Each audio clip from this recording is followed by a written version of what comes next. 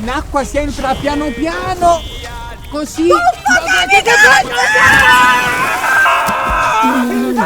Tu sei un animale! Tu sei un animale! Mi hai chiamato per una balena e ora fai la fine di Pinocchio! Geppetto! Geppetto! Eccola qua, amore, abbiamo fatto benissimo a portarci la frutta a pranzo, così ci manteniamo leggeri e digeriamo subito. Vero, amore, anche perché la frutta è proprio rinfrescante. Amore, ma tu ti stai mangiando la pasta al forno! No, questa è Macedonia di ragù e melenzane. Tutti esotici. Guarda, amore, tante bollicine, bollicine. È perché staranno passando dei pesciolini e rilasciano le bolle, Ma che capito? dici? Sono io che ho scorreggiato. E se aspetti 2 minuti parte l'idromassaggio. Tutti fuori! Tutti fuori dall'acqua! C'ha la jacuzzi gratis e si lamenta. Amore, guarda quello che buono. Amore, guarda che io sono il tuo fidanzato, non la tua migliore amica! Ah, magico!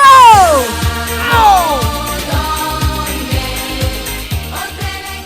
È pisellino!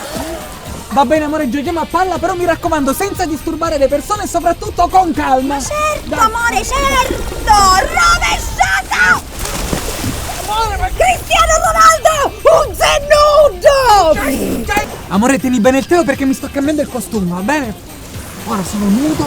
Voilà! Se avete un po' di tacco, qua c'è il Cristino! Amore, ma lo sai perché mi piace un sacco fare il bagno? Vabbè, amore, ma perché ti rilassa, ti rinfreschi? Ma voglio quando dire- mai? È perché posso fare la pipì in piedi, come adesso!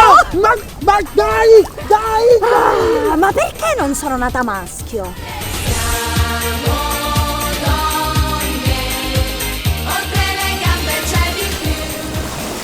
Ma a te non ti squarano le cosce? Ma che le fanno diverse, le fanno? Boh!